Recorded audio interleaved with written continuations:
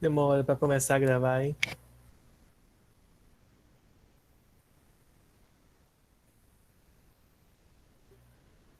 Então, pessoal, bom dia. Vamos iniciar a nossa aula de revisão, tá? Sobre ondulatória.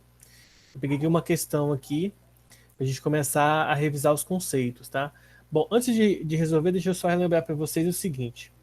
Bom, no conteúdo de ondulatória, geralmente nós associamos o estudo da onda ao gráfico que a onda projeta, né? A gente geralmente indica, né, de maneira mais simplificada, que a distância dos dois picos, né, das duas cristas de uma onda, a gente chama de comprimento de onda, tá? E aí nós temos uma equação fundamental que a gente estudou. A equação fundamental é a velocidade da onda é igual ao comprimento da onda vezes a sua frequência. Algumas vezes é útil a gente utilizar uma outra fórmula para velocidade, que é a raiz quadrada da força de tração sobre a densidade da corda, quando a gente tem cordas em específicos para estudar. E aí, lembrando que a densidade linear da corda, se eu não me engano, é a massa sobre o comprimento da corda, tá? É isso aqui mesmo. Então vamos resolver aqui algumas questões para a gente visualizar então aqui como que a gente vai conseguir fazer elas, tá? A primeira questão diz o seguinte, ó, essa figura aqui mostra uma onda transversal propagando-se numa corda XY, tá? Daqui para cá, XY, com velocidade de 12 metros por segundo. Então, de X até Y, a velocidade de 12 metros por segundo. Essa corda é ligada a uma outra corda que tem uma outra característica, né, na YZ, na qual a onda se propaga com velocidade menor, de 8 metros por segundo. Sabendo-se que o comprimento da onda da onda, que se propaga na corda XY, tá? De X até Y é meio, 1,5, determine. Letra A. Qual é o valor da frequência da onda nas cordas XY e YZ? Bom, antes de mais nada, a gente precisa entender o seguinte: a frequência, pessoal, só depende da fonte que emite. Por exemplo, se é uma corda de um violão que você está tocando ali com os dedos, a frequência da onda que é produzida na corda do violão é a frequência que só depende de como você está tocando o violão, por exemplo, tá? Então, o valor em qualquer uma das duas cordas, tanto aqui nessa parte, tá? Na XY quanto na parte YZ, a frequência tem que ser a mesma. Ou seja, para calcular a letra A, que é determinar a frequência, nós vamos usar o seguinte, ó. Eu sei que a velocidade é o comprimento de onda vezes a frequência, tá? Observe que nós temos o comprimento de onda 1 e a velocidade 1. Temos a velocidade 2, mas não é informada qual é o comprimento de onda 2, tá? Portanto, se eu quero saber o valor da frequência, eu vou passar o comprimento de onda para o outro lado dividindo. Logo, a frequência é a velocidade dividido pelo comprimento de onda, ou seja, frequência. Eu vou utilizar as informações da primeira corda, da XY, porque eu só tenho uma informação da segunda corda, então não tem como resolver através da segunda. Apesar de que, se eu tivesse as informações, tanto da primeira corda quanto da segunda corda, o resultado tem que ser o mesmo, tá? Porque a frequência é a mesma nas duas cordas, porque a fonte é a mesma. Então vamos lá. Frequência é ser velocidade, que é 12, dividido pelo comprimento de onda, que é 1,5. Você dividir aí, tá? Na calculadora para verificar, você verá que o resultado da frequência é 8, tá? Ou seja, 8 Hz. Então, letra A frequência, tá? Tanto na primeira corda quanto na segunda corda, é 8 Hz. Para o item B, eu peço que qual das cordas possui a maior densidade linear? Bom, como eu mencionei para vocês aqui, a outra fórmula para calcular a velocidade, ela é dada por essa expressão aqui. A velocidade é a raiz quadrada da força de tração dividido pela densidade. Eu quero saber a informação da densidade, então o que eu vou fazer?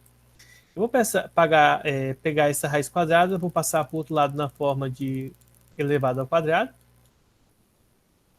Tá? Eu tirei a raiz, passei ela para o outro lado. Agora eu vou pegar essa densidade e vou passar para o outro lado. E vou pegar essa velocidade e vou passar para o outro lado dividindo. Ou seja, a minha expressão, né, de densidade vai ficar assim, ó. A densidade é igual à força de tração dividido pela velocidade.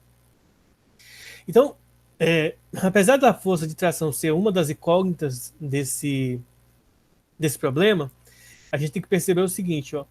Pela terceira lei de Newton, né, ação e reação, a tração nessa corda aqui, tá, é a mesma tração dessa corda aqui, porque elas, para permanecerem juntas, têm que ter a mesma tração vinculadas a elas, porque elas estão coladas uma na outra e, consequentemente, pela terceira lei de Newton, elas vão ter a mesma intensidade, mesma direção, só que sentidos opostos, tá? Então, pela terceira lei de Newton, a tração vai ser a mesma para ambas. Então, o que vai mudar aí? O que muda é a velocidade. Tá? Então, observe que, de fato, a velocidade de x para y é 12 e de y para z a velocidade é 8. Tá? Então, observe o seguinte, a densidade ela está aqui em cima e a velocidade aqui embaixo. Então, elas são grandezas que nós dizemos ser inversamente proporcionais. Isso significa que, quanto maior a velocidade, menor a densidade. Mas eu quero saber qual que é a maior densidade. Então, se eu aumento a densidade, consequentemente eu vou ter que diminuir a velocidade. Em contrapartida, seria intuitivamente de pensar o seguinte: se eu tenho uma corda e ela tem uma densidade maior, lembre-se que densidade é massa sobre volume, ou seja, ela vai ter, digamos assim, as suas estruturas, ou ela vai estar mais rígida, ou então ela vai ser muito mais grossa a corda. Então, teoricamente, tá? Intuitivamente, se a densidade é maior, a velocidade vai ser menor porque ela vai reduzir a velocidade. E se a densidade é menor, então a velocidade vai estar mais livre para poder, a onda vai estar mais livre para percorrer essa corda. Ou seja, elas são grandezas inversamente proporcionais. Logo, se eu quero uma maior densidade, eu sei que a corda vai ter que ser a com menos velocidade, no caso, a corda 2. Então, nesse caso aqui, é a corda YZ, pois a velocidade é menor. Então, essa é a resposta para a letra B. Então, a corda que possui maior densidade é a corda maior densidade, é a corda YZ, porque ela possui uma velocidade menor. Então, significa que tem uma densidade maior. E letra C, eu pergunto qual é o comprimento de onda da onda na corda YZ. Observe que nós temos a velocidade e nós temos a frequência. Então, para responder o item C aqui, pessoal, é bem fácil. É só usar a velocidade, é comprimento de onda vezes frequência. Lembre-se que a frequência não muda, tá? Para ambas as cordas. E a velocidade aqui é 8. Então, se eu quero saber o lambda, eu passo quem? Eu passo a frequência dividindo. Então, fica a velocidade dividida pela frequência. Eu substituo o valor da velocidade, que é 8, o valor da frequência, que é 8, e divido. O resultado, então, vai dar 1. Em unidades do sistema internacional, 1 metro. E aí a gente chegou ao fim da questão.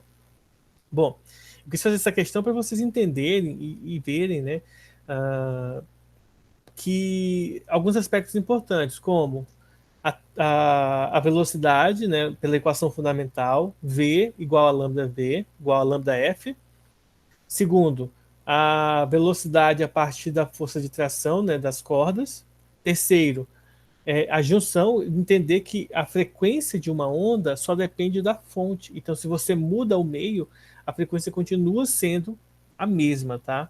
Então, eu quis trazer essa questão aí para a gente ver essa interpretação bem importante. Alguma dúvida até aí, pessoal?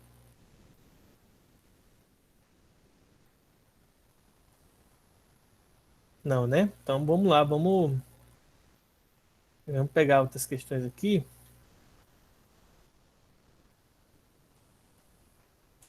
Quero ver. Deixa eu pegar algumas um pouco mais complexas.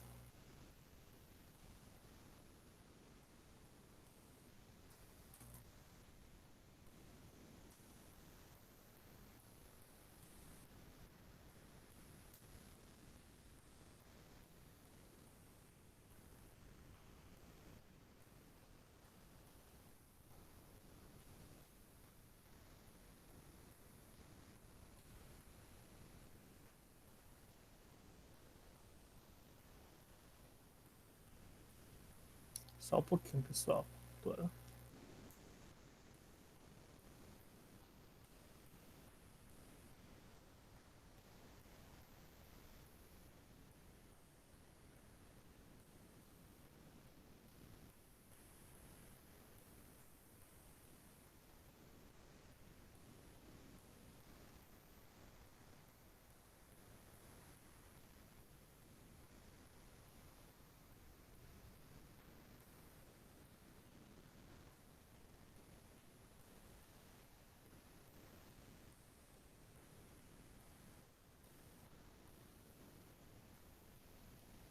Bom, então vamos para mais uma questão aqui.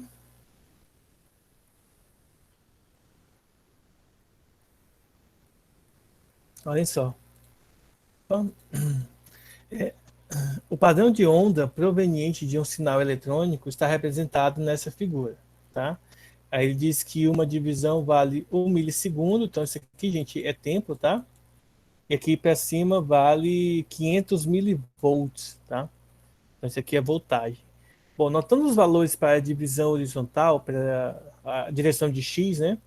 Nós temos aqui 1 milissegundo e 500 milivolts aqui. Ele pergunta o seguinte: qual deve-se dizer quanto à amplitude, o período e a frequência da onda, tá? Então a gente tem que entender como que a gente vai fazer esse cálculo aí. Então, bom, amplitude, para quem não sabe, é a distância do pico, tá, até o meio da onda. Como a gente tem que entender que às vezes a gente não consegue dizer qual que é o meio da onda em si, pega, por exemplo, a distância do ponto mais alto para o ponto mais baixo. Vai ser 1, 2, 3, 4 quadradinhos. Então a amplitude ela vai ser a metade disso, né? Porque a metade. Então vai ser 2 quadradinhos. Se cada quadradinho vale 500 milivolts, então os 2 quadradinhos vai dar 500 milivolts mais 500, né? Vai somar 2, ou seja, 1000 milivolts. Observe que no resultado aqui, a gente tem que o valor está em volts. Então eu tenho que tirar esse milli aqui, ó, que é um prefixo grego, que é dividir por 1000, tá? É o milli. Então, para eu transformar de milli para volts, eu divido por 1000. Ou seja, 1000 dividido para 1000 dá 1. Logo, 1 volts. Então, eu descarto a letra A, não pode ser a letra A, nem a letra C e nem a letra D, tá? Ou é a letra B ou é a letra E. Outro ponto é para a gente calcular o período, né, que é a letra T aqui. Como que a gente faz para calcular o período? Observem que o eixo X representa o milissegundo, que é o período, é o tempo.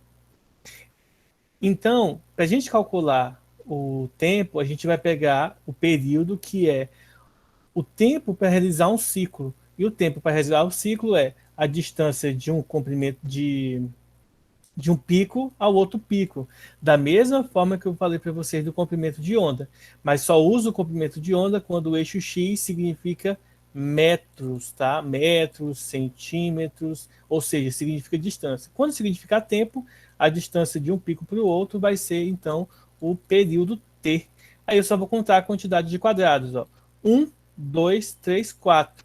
Ou seja, o período vai ser 4 milissegundos. Só olhando para o gráfico, a gente não precisa nem fazer conta nenhuma. Para finalizar, a gente precisa determinar qual é o valor da frequência. E aí a gente vai lembrar de uma formulazinha que a gente aprendeu no primeiro ano e aqui no segundo ano, que a frequência é o inverso do período, ou seja, é 1 dividido por 4 milissegundos. Só que milissegundos também é dividir por 1000, tá? Então eu vou dividir por 1000 isso aqui e eu vou obter 0,0004 segundos, ou seja, isso aqui vai ser 1 sobre 0,004 segundos, tá? E aí, se eu efetuar essa divisão, primeiro eu posso multiplicar por 1000 para tirar os zeros daí, em cima e embaixo. Lembre-se que multiplicar em cima e embaixo é válido na matemática, tá? Então, em cima vai ficar 1000, embaixo vai ficar 4. 1000 dividido para 4, 250 Hz, tá bom? Só que tem um detalhe importante, tá? Nesse caso aqui, eu não preciso calcular tudo, tá? Porque, ó, desculpem, A letra B, ela já é descartada porque deu 8, né? E aqui a gente tinha encontrado 4. A gente já poderia parar aí fazendo o período. Não precisaria calcular tudo, né? Bastava a gente ter observado que fazendo o período, a resposta já seria automaticamente letra E, tá? Bom, vamos fazer mais uma. Fazer mais questões. Vamos pegar uma aqui interessante.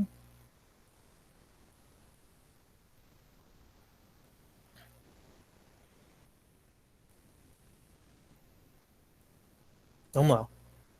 Uma onda senoidal. Senoidal é essas ondas que fazem essa ondulatória aqui, que parece o gráfico de uma função seno que a gente aprendeu no início do ano. Se propaga por uma corda, como mostra essa figura, é produzida por uma fonte que vibra com frequência de 150 Hz. O comprimento de onda e a velocidade de propagação da onda são. Então vamos lá. Primeira coisa, a gente já tem a frequência. Para calcular a velocidade, a gente sabe que pode utilizar a equação fundamental, essa aqui. Tá? Mas a gente precisa saber, então, o primeiro comprimento de onda, que pode ser obtido através do gráfico. Se vocês observarem, gente, ó, o comprimento de onda ele pode ser a distância de uma crista para outra, já que o eixo x representa metros, tá? Então representa o comprimento. Pode ser determinado pelo ponto central até o próximo ponto central de um ciclo fechado, ó, de um ciclo, em que a onda sobe e desce e volta para o ponto inicial, tá? Que é a mesma distância. Só que nesse caso aqui nós não sabemos. Porém, se você pegar e observar bem, ó, olha só, se desse ponto aqui até esse ponto aqui é o valor lambda, tá? Então isso significa dizer que desse ponto central para o próximo ponto central é a metade do lambda, tá? E daqui para cá é a metade do lambda de novo. Ou seja, daqui para cá é mais a metade do lambda. Ou seja, nesse caso nós temos 3 metades do lambda. Ou seja, no caso aqui, isso está dizendo para a gente que um lambda e meio, né? Porque eu tenho meio lambda mais meio lambda dá um lambda e meio. Isso tem que ser igual a 1,2 metros. Pronto. Vou passar 1,5 dividindo, né? 1,5. Então nós teremos 1,2 dividido por 1,5. Se eu multiplicar por 10 em cima e embaixo, eu posso tirar a vírgula dos dois. E aí eu posso simplificar por 3 em cima e embaixo. Portanto, nós teremos 4 quintos, tá? Se eu dividir 4 para 5, o resultado vai dar 0,8. Bom, a gente não precisaria fazer essa conta, bastava a gente pensar no seguinte, ó. Qual o número que eu somo com ele 3 vezes que vai dar 1,2, né? 1,2 metros.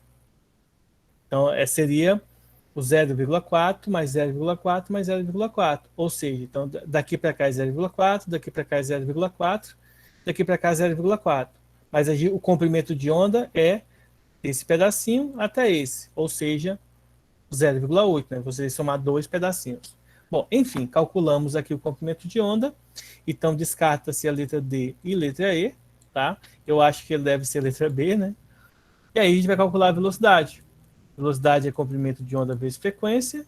O comprimento de onda é 0,8, a frequência é 150. E aí, esse zero cancela o zero com a vírgula, vai ficar 8 vezes 15, 8 vezes 5 dá 40, fica 0 e vai 4. 8 vezes 1 dá 8, mais 4, 12. Então, 120 metros por segundo. Então, o gabarito aqui está certo, né? É a letra B. Bom, aí deixa eu fazer algumas explicações. Pessoal, a gente tem que entender que tanto matemática quanto física, toda questão são surpresas diferentes, tá? Tem coisas diferentes para a gente resolver.